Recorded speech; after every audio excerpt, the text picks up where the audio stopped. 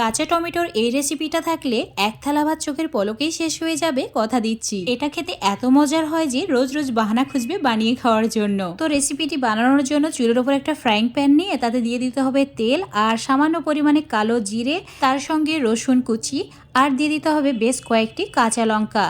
তো এখন একদম লালচে করে ভেজে নিয়েছি। এবার কেটে রাখা কাঁচা টমেটো এর মধ্যে দিয়ে দিতে হবে। আর টমেটোগুলো একদম পাতলা পাতলা করে কেটে নেবে। স্বাদ মতো নুন আর অল্প একটু হলুদের গুঁড়ো, আর কিছুই না। এবার একটু মশলার সঙ্গে ভালো করে কষিয়ে নিতে হবে। ঠিক এরকম ভাজা ভাজা হয়ে যাবে আর কালারটা পুরো চেঞ্জ হয়ে যাবে, তখন দিয়ে দিতে হবে সর্ষে বাটা।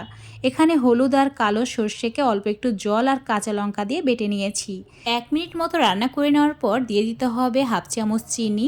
তারপর ভালো করে মিশিয়ে নিয়ে আরও 1 মিনিট রান্না করে নিতে হবে। এখন এই দারুণ সুস্বাদু কাঁচা টমেটোর তরকারিটা রেডি। গরম ভাতের সঙ্গে এটা থাকলে আর কিছুই লাগে না। আমি তো 2 প্লেট ভাত এটা দিয়েই খেয়ে নিতে পারি। আর তোমাদের কেমন লাগে অবশ্যই জানাবে।